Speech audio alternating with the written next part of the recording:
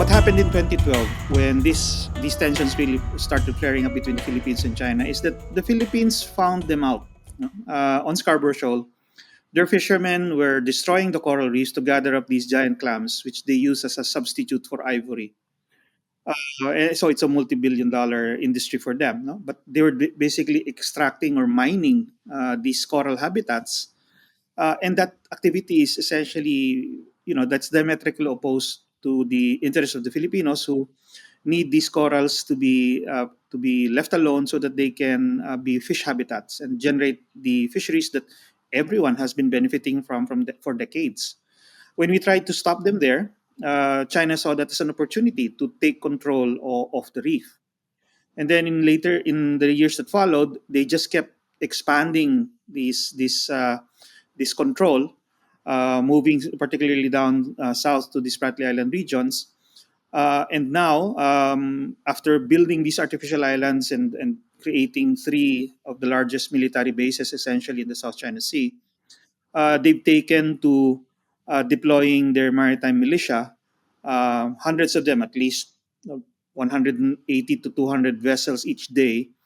They're occupying essentially the remaining reefs, no? Preventing Filipino fishermen from coming near, and also by their action contributing to the degradation of these reef areas because you can't have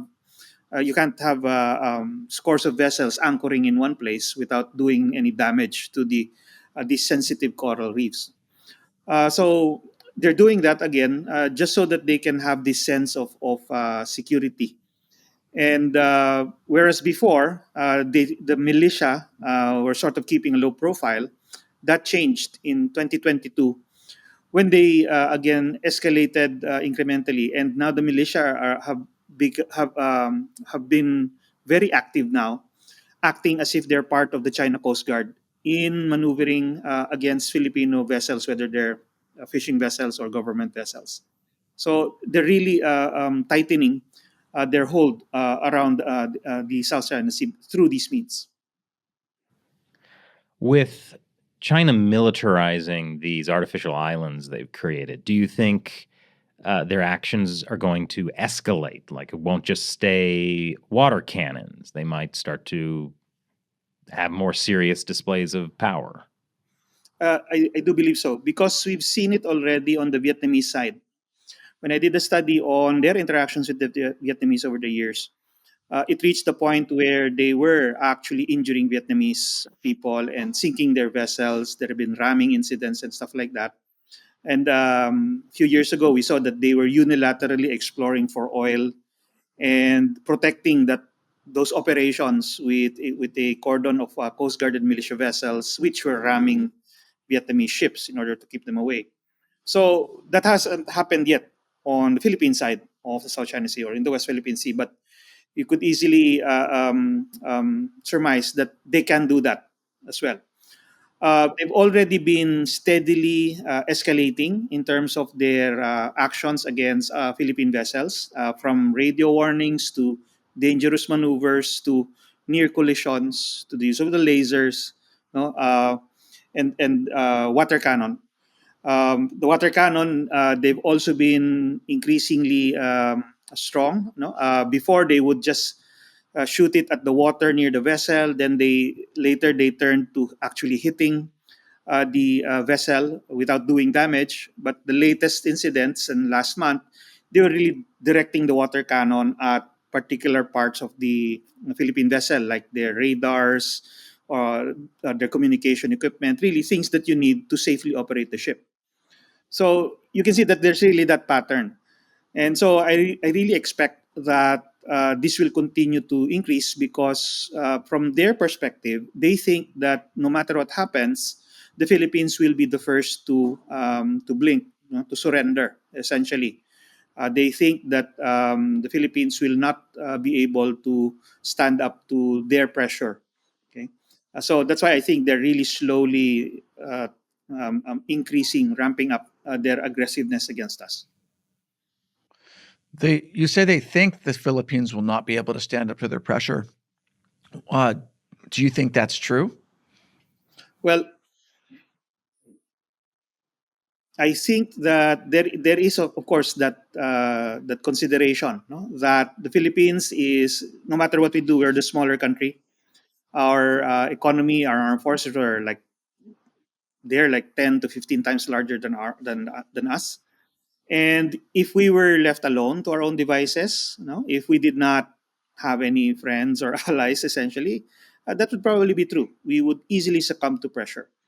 But I think that's what played out, especially during the previous administration of President Duterte, because he essentially also isolated the Philippines from friends and allies.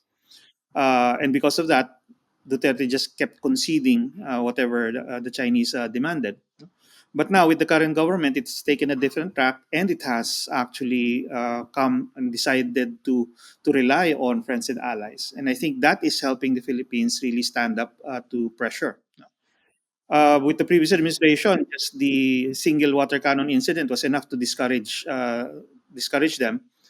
And because of that, they later, about a year later, they were quickly dissuaded from continuing its plans to conduct oil exploration, for example, on Reed Bank. No? And the previous government was simply, intimidated by China. Now, with the current government, we've seen that I think it didn't work as easily as before, forcing China to ramp up its pressure. So the test really will be when we have another activity such as the resumption of oil exploration in the West Philippine Sea. That's when we will see the mettle of the current administration, and the prospects of standing up to even more pressure from China. Can you talk a little bit about what the Filipino Coast Guard has done in response to these escalated attacks, things like water cannon from the Chinese side? Just there's been some interesting things that they've done in terms of just even exposing what the Chinese Coast Guard is doing. Mhm. Yes. Well, it started from zero under the previous administration, where they were not even able to conduct fairly regular patrols in the exclusive economic zone in the West Philippine Sea. And they basically were hiding the aggressive interactions from the China Coast Guard. No? They were essentially acceding to China's demands to keep everything quiet. But that changed under the current administration. They decided to be more active now in sailing in the West Philippine Sea, and in assisting our fishermen conduct their activities. That led to them being confronted with dangerous maneuvers, especially in those two areas of Scarborough Shoal and Second Thomas Shoal. The Coast Guard has been much more visible to our fishermen, and they've been much more active in providing support for them. And despite the dangerous maneuvers, the Coast Guard basically has done its best to avoid the collisions that are being set up by the China Coast Guard, and they've been largely successful, I think. But that's probably why, with the incremental escalation in the past year, you now had the Chinese resorting to slightly different tactics.